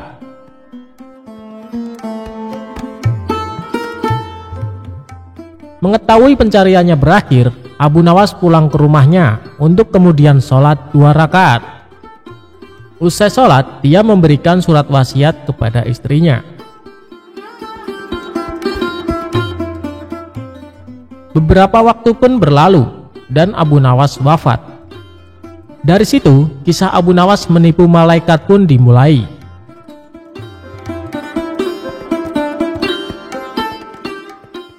Sebelum wafat, Abu Nawas memberikan wasiat agar istrinya mengkafaninya. Alih-alih memintanya dengan yang baru, dia minta agar ketika wafat dipakaikan kain kafan usang, jelek atau lusuh. Kain kafan tersebut seolah-olah seperti kain kafan orang yang sudah lama meninggal. Berdasarkan kisah yang sudah turun-menurun, diceritakan kalau Abu Nawas pun sudah berada di alam kubur. Namun, kebingungan melanda malaikat Mungkar dan Nakir. Tugas malaikat tersebut adalah menanyakan atau menguji keyakinan orang yang sudah meninggal. Mereka bingung karena arwah tersebut menggunakan kain kafan kotor dan lusuh, tidak seperti orang yang baru meninggal. Kedua malaikat itu pun berdebat, apakah orang tersebut merupakan penghuni lama atau baru di alam kubur. Setelah berdebat panjang, kedua malaikat bersepakat untuk menanyakan keimanan arwah tersebut. Man Rabbuka, atau siapa Tuhanmu? Tanya malaikat Mungkar. Mendengar pertanyaan itu, Abu Nawas sedikit ketakutan dan hening sesaat untuk kemudian menjawab pertanyaan malaikat. Wahai malaikat, tidakkah kau tahu bahwa kain kafanku ini sudah lama? Bukan orang yang baru meninggal dunia, jawabnya. Mendengar jawaban itu, malaikat makin dibuat bingung dan terdiam. Mereka bingung dengan penampilan Abu Nawas yang lusuh, namun kondisi kuburannya masih terlihat baru. Perdebatan pun kembali terjadi sambil pandangannya tak lepas dari Abu Nawas. Pada akhirnya, malaikat mendapat suatu keputusan. Malaikat memutuskan kalau Abu Nawas adalah penghuni lama dan tidak menanyakan lebih lanjut. Kedua malaikat itu lantas pergi dan berpindah ke kuburan lain dan bertanya-tanya apakah mereka sedang dijahili. Konon, kisah Abu Nawas mengelabui malaikat itu meniru Umar bin Khattab yang dikisahkan berani membentak malaikat Mungkar dan Nakir.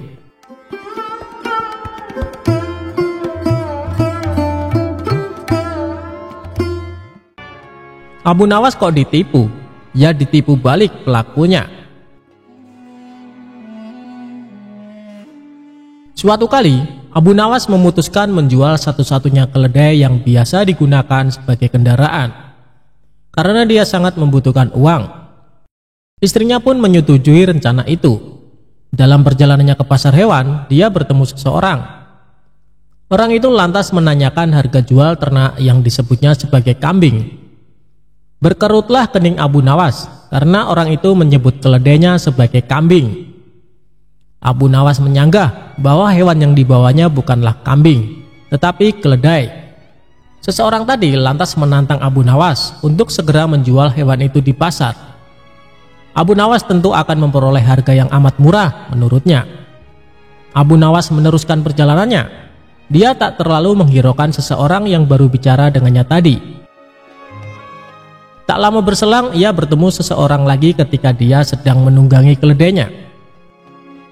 Dia menanyakan mengapa Abu Nawas menunggangi seekor kambing yang bukan merupakan hewan tunggangan. Abu Nawas tentu saja langsung menyangkal dan menyebut bahwa hewannya itu adalah keledai yang merupakan hewan kendaraan. Orang kedua yang bicara dengan Abu Nawas ini mempersilahkan Abu Nawas untuk menanyakan sendiri kepada orang-orang di pasar, apakah hewannya itu kambing atau keledai. Kali ini Abu Nawas lagi-lagi tak ambil pusing soal kambing atau keledai. Abu Nawas berjalan lagi menuju ke pasar. Belum sampai di pasar, dia bertemu lagi dengan seseorang yang menyaksikan bahwa hewan yang dibawa itu merupakan keledai. Dia menanyakan kepada Abu Nawas, hendak kemanakah kambing itu dibawa? Abu Nawas jadi terperangah dan mulai ragu. Sudah 3 orang menyebut keledainya itu sebagai kambing. Orang ketiga ini terus meyakinkan bahwa hewan yang dibawa Abu Nawas merupakan kambing. Akhirnya di tangan orang keempat, Abu Nawas menjual kambing itu dengan harga 3 dirham. Sesampainya di rumah, Abu Nawas mendapat omelan dari sang istri karena menjual keledai dengan harga sangat murah. Dia baru menyadari kalau dirinya baru saja kena tipu oleh kawanan orang yang telah bekerja sama.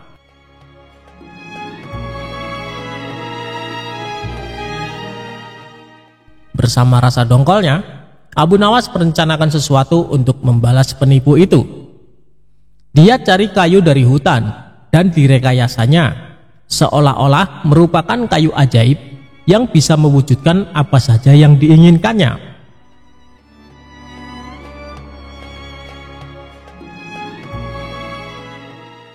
Kesempatan pun tiba. Suatu kali, Abu Nawas menyadari bahwa 4 orang yang menipunya sedang berada di satu lokasi dengannya. Aksi pun dimulai dengan menuju warung untuk makan. Usai makan, Abu Nawas yang merasa terus diperhatikan kawanan penipu tersebut menunjuk-nunjukkan tongkat kepada penjual dan langsung ngelayar pergi tanpa membayar. Hal ini tentu membuat para penipu tertarik. Mereka mendatangi Abu Nawas dan menawar untuk membeli tongkat sakti itu. "Kami bersedia membeli tongkat itu dengan harga tinggi," ujar salah satu dari mereka. "Berapa?" tanya Abu Nawas pura-pura tertarik. 100 dinar, kata mereka. "Mantap." Dengan berpura-pura berat hati, Abu Nawas melepas tongkat itu dengan harga 100 dinar. Wah, untung besar bagi Abu Nawas. Para penipu mencoba ke warung dan membayar makan dengan menunjuk-nunjuk tongkat ke arah si penjual. Namun sayang, keajaiban tongkat tak mempan. Ternyata, berdasarkan penjelasan si empunya warung, Abu Nawas bisa makan hanya dengan memainkan tongkat ajaib itu karena sebelumnya dia telah meninggalkan sejumlah uang di warung itu. Abu Nawas kok dilawan? Hahaha.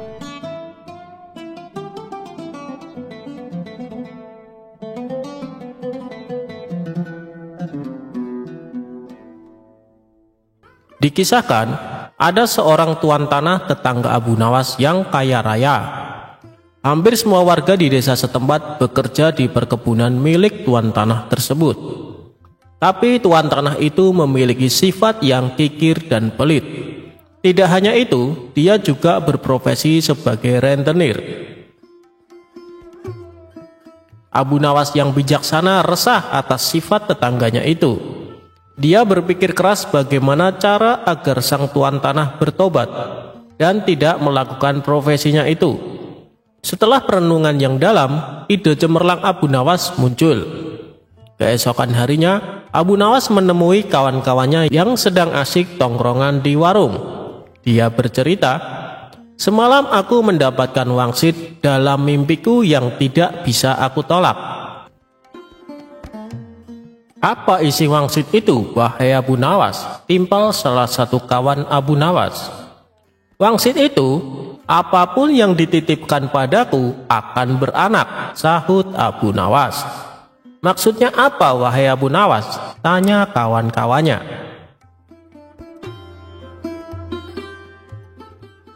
"Ketika kalian menitipkan benda seperti ayam kepadaku, maka dalam beberapa hari akan beranak dan bertambah.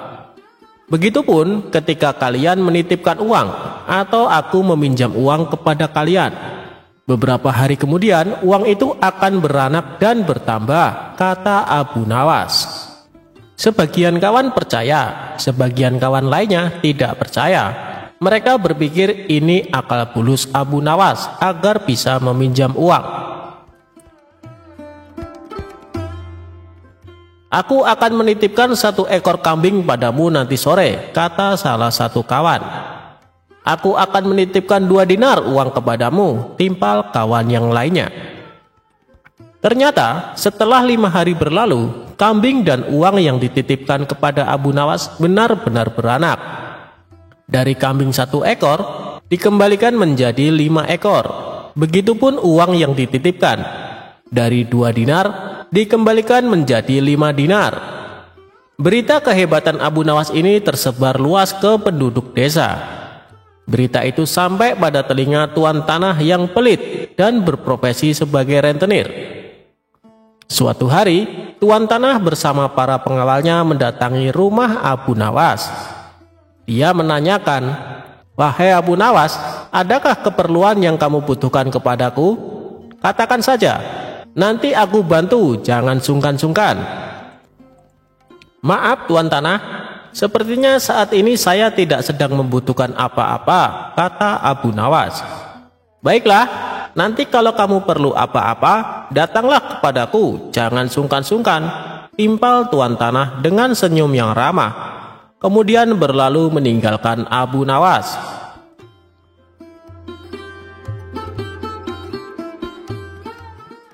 Suatu sore, Abu Nawas merasa lapar.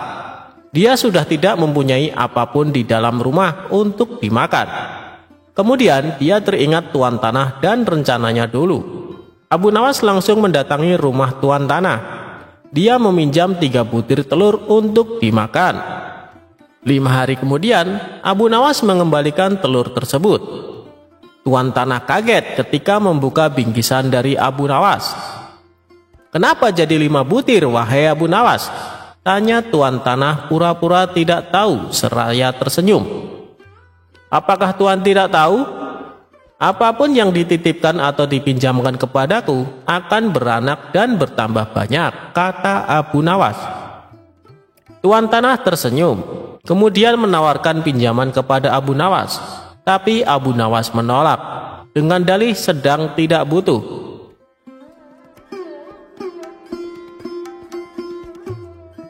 Beberapa hari kemudian, Abu Nawas kembali ke rumah tuan tanah. Abu Nawas hendak meminjam uang 1000 dinar. Jumlah itu terbilang sangat banyak. Dengan uang itu, tuan tanah bisa menggaji semua karyawan-karyawannya. Tuan tanah langsung membuka berangkas uangnya, lalu menyerahkan sejumlah uang yang dibutuhkan Abu Nawas. "Ini uangnya, wahai saudaraku," kata tuan tanah. Abu Nawas langsung pulang ke rumah. Pada sisi lain, tuan tanah sedang berkhayal uangnya akan kembali berlipat-lipat di kemudian hari. Hari berganti hari. Tuan tanah tidak sabar menunggu Abu Nawas mengembalikan uangnya dengan jumlah yang berlipat ganda. Tidak terasa, 5 hari berlalu. Abu Nawas tidak kunjung datang. 1 bulan kemudian, Abu Nawas juga tidak mengembalikan uang milik tuan tanah. "Wahai Abu Nawas, sudah 1 bulan saya menantimu, tapi kamu tidak datang juga ke rumahku," kata tuan tanah. "Oh iya tuan, sebenarnya saya akan ke rumah tuan, namun saya sangat sibuk. Berhubung tuan sudah ada di rumah saya, sekalian ada yang ingin saya bicarakan," kata Abu Nawas beralasan. "Tidak apa-apa saudaraku, silakan, apa yang ingin kau bicarakan?" timpal tuan tanah. "Sebenarnya uang yang tuan pinjamkan kepadaku boro-boro beranak. 3 hari kemudian malah mati tidak tersisa," terang Abu Nawas. "Apa maksudmu Abu Nawas?" tanya tuan tanah sambil emosi. "Kamu mau mempermainkanku ya?" sambung tuan tanah. "Tidak tuan, tapi itulah kenyataannya," kata Abu Nawas. Tidak terima dengan itu, tuan tanah melaporkan Abu Nawas kepada pengadilan. Ia menuntut Abu Nawas agar dihukum karena telah menghilangkan uang dengan jumlah yang sangat besar. Saat keduanya dihadapkan pada hakim, tuan tanah berkata, "Wahai hakim yang mulia, Abu Nawas telah menipuku. Katanya uang yang dipinjamkan kepadanya akan beranak. Tapi kenyataannya dia tidak sepeser pun mengembalikan kepadaku. Saya minta Abu Nawas dihukum," katanya. Hakim kemudian bertanya kepada Abu Nawas, "Apakah benar seperti itu, wahai Abu Nawas?" tanya hakim. "Wahai hakim yang mulia, saya tidak menipu dia sama sekali," kata Abu Nawas. "Lalu kenapa kamu tidak mengembalikan uangnya?" tanya hakim. "Dari awal sudah aku katakan kepadanya, wahai hakim, Apapun yang dititipkan kepadaku akan beranak. Dan kebetulan uang yang ia titipkan kepadaku bukannya beranak tapi malah mati. Aku tidak mungkin mengembalikannya karena telah mati. Bukankah sesuatu yang beranak pasti bisa mati? Kata Abu Nawas menjelaskan. Sang hakim manggut-manggut dan membenarkan perkataan Abu Nawas. Memang segala sesuatu yang beranak cepat atau lambat akan mati, kata hakim. Dengan ini, Abu Nawas dibebaskan dari segala tuntutan dan tidak berkewajiban mengembalikan uang tanah.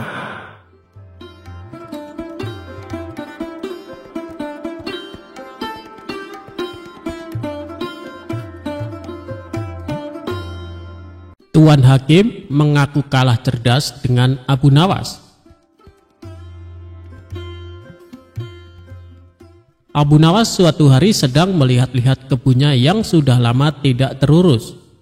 Ketika asyik di dalam kebun, tiba-tiba ada seseorang yang masuk. "Hei, ngapain kau masuk ke kebunku?" ujar seseorang lelaki yang dijuluki Tuan Tanah kepada Abu Nawas. Abu Nawas pun kaget dan langsung membantahnya. "Apa? Ini kebun milikku tahu, kau jangan mengaku-ngaku," ucapnya. Tapi si Tuan Tanah sangat kekeh. Dia mengatakan kebun tersebut miliknya. Begitu juga dengan Abu Nawas. Keributan pun tidak bisa dihindari. Keduanya sama-sama tidak mau mengalah. Dikarenakan pada zaman itu tidak ada yang namanya sertifikat tanah, jadi Abu Nawas tak mempunyai bukti yang kuat atas kepemilikan kebun tersebut.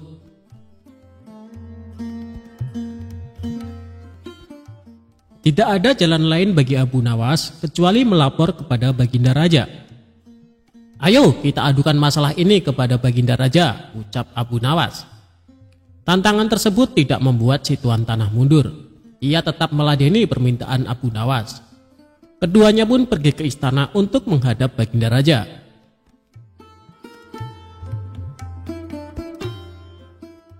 Abu Nawas pun mengadu, "Wahai Paduka yang mulia, hamba mempunyai kebun di suatu daerah, tapi tiba-tiba dia mengaku-ngaku kalau kebun tersebut miliknya," kata Abu Nawas. "Ini masalah rumit, Abu Nawas. Supaya masalahnya bisa diputus secara adil, maka mesti ditangani hakim yang bijaksana," ujar Baginda Raja angkat tangan. "Saya setuju Baginda Raja," balas Abu Nawas. Tapi yang menjadi persoalannya adalah siapa yang bisa menjadi hakimnya, sebab ini bukan perkara mudah. Biasanya kalau ada urusan ruwet seperti ini, Abu Nawaslah solusinya. Tapi kini justru dia sendiri yang mempunyai perkara. Jadi harus dicari hakim yang selevel dengan Abu Nawas untuk menangani kasus ini. Baginda Raja akhirnya mendapat hakim yang paling baik reputasinya di kota Baghdad. Hakim ini terkenal cerdas dan berwibawa. Orang-orang yang perkaranya ditangani olehnya selalu puas dengan hasil keputusannya. Baginda Raja yakin hakim ini pasti akan memutuskan perkara dengan seadil-adilnya. Maka pada hari yang sudah ditentukan, sidang pun dilakukan di salah satu ruang istana. Dalam sidang itu, selain pihak yang bersengketa, hadir juga Baginda Raja. Rupanya ingin tahu siapa sesungguhnya yang mengaku-ngaku dan menjadi biang kerok masalah ini. Baginda Raja yakin kalau klaim Abu Nawas atas kebunnya tidak mengada-ngada. Tetapi sangat sulit bagi dirinya untuk begitu saja memenangkan Abu Nawas sebelum sidang dimulai.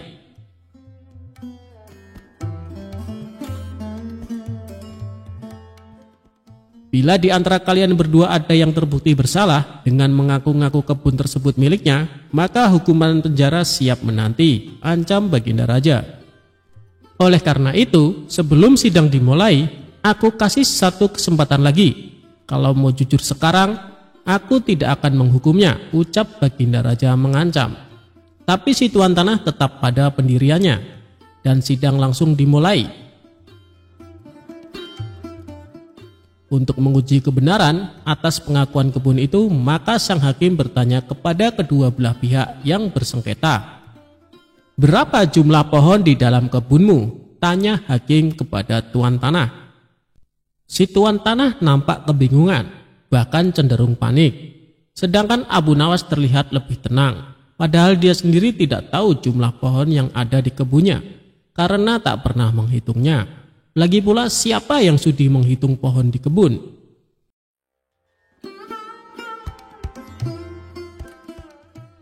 Setelah terdiam agak lama, hakim kembali berkata kepada si tuan tanah, "Bagaimana mungkin Anda mengaku kebun tersebut milik Anda sementara tidak mengetahui jumlah pohonnya?"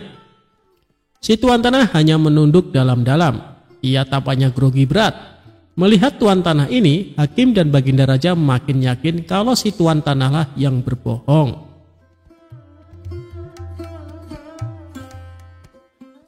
Kemudian pertanyaan tadi juga diajukan oleh hakim kepada Abu Nawas. "Sekarang giliranmu, Abu Nawas. Berapa jumlah pohon yang ada di kebunmu?" tanya sang hakim. "Sebelum hamba menjawabnya, bolehkah hamba bertanya kepada tuan hakim?" ucap Abu Nawas. "Silahkan Abu Nawas," jawab hakim. "Berapa lama Anda menempati rumah Anda?" tanya Abu Nawas. "Kira-kira sejak beberapa tahun yang lalu." "Memangnya kenapa Abu Nawas?" tanya balik tuan hakim keheranan. "Tidak, hamba cuma mau bertanya, berapa jumlah genting yang ada di rumah Anda?" tanya Abu Nawas lagi. Hakim tersebut langsung gelagapan dengan pertanyaan Abu Nawas. Ia tidak bisa menjawabnya. Lalu sang hakim mengumumkan keputusan persidangan kali ini. Kebenaran ada di pihak Abu Nawas. "Dan kau tuan tanah karena telah berbohong maka akan dihukum penjara," ujar sang hakim lalu mengetok palu dan persidangan selesai. Bisa ditebak wajah pucat tuan tanah itu saat dirinya diseret ke penjara. Hakim yang terkenal adil dan bijaksana itu mengakui terkadang kecerdasan dan kejeniusan bisa patah oleh argumen. "Saya belum pernah kalah kecuali dengan kau Abu Nawas," pungkas sang hakim mengakui kehebatan Abu Nawas.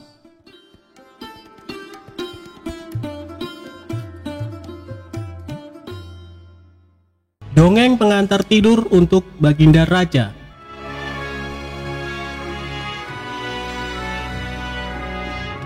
Pada suatu malam, Baginda Raja tidak bisa tidur. Meski sudah mencoba memejamkan mata, namun hasilnya tetap nihil dan ia tidak bisa tidur. Hingga pertengahan malam, akhirnya Baginda Raja memanggil salah seorang pengawal istana. "Umumkan kepada seluruh rakyat kerajaan, barang siapa yang bisa membuat raja tertidur, maka akan diberikan 10 karung koin emas," kata raja. Penjaga istana bergegas memberi isyarat kepada bawahannya agar bergerak cepat. Sehabis sholat isya sampai waktu menunjukkan pada separuh malam, hujan gerimis belum juga berhenti. Tak lama berselang datanglah 2 orang peserta yang kebetulan pada malam itu tidak bisa tidur. Mendengar penjelasan dari pengawal istana, keduanya berminat mengikuti sayembara. Peserta pertama masuk ke dalam bilik kamar pribadi raja, serta menata posisi duduknya. Ia mulai dengan sebuah cerita. Dahulu kala ada pemuda durhaka bernama Sa'labah. Kelakuan kurang ajarnya mengiris hati orang tuanya sampai menjelang wafat ia sakaratul maut. Hingga berbulan-bulan doa Rasulullah pun tidak dikabulkan kecuali setelah dimaafkan dan diridhoi oleh kedua orang tuanya. Sampai cerita habis, Baginda Raja malah semakin sulit menguap lantaran menyimak alur cerita yang menyayat hati tersebut. Karena dianggap gagal, peserta pertama dipersilahkan pulang ke rumah. Saat bersamaan, peserta kedua memasuki ruangan. Peserta kedua lalu duduk bersila di kursi yang sudah disediakan pengawal istana. Dengan percaya diri ia mulai mendongeng. Begitu cantik jelitanya Ratu Balqis membuat siapapun kepincut termasuk para jin. Namun sayang di balik kesempurnaan parasnya, Nabi Sulaiman alaihissalam mendengar tuduh bahwa terdapat kutil kecil di betis sebelah kirinya. Penasaran dengan betis mulus Ratu Balqis yang digosipkan ada kutilnya, Raja Harun al-Rasyid semakin sulit tidur. Dan untuk yang kedua kalinya peserta dipersilahkan kembali ke rumah. Pusing 7 keliling yang dialami para pengawal istana karena raja mereka tak kunjung bisa tidur. Di puncak kekesalan raja itulah Abu Nawas datang. Dia memberi hormat sambil menata posisi tempat duduknya. Setelah dipersilahkan, Abu Nawas mulai berkisah. Baginda, dulu ada seekor raja semut yang kurang kerjaan. Masuk ke kuping sebelah kanan seorang yang sedang tidur. Lalu keluar lagi, masuk lagi. Keluar lagi, kemudian masuk ke kuping kiri. Keluar lagi, masuk lagi, keluar lagi.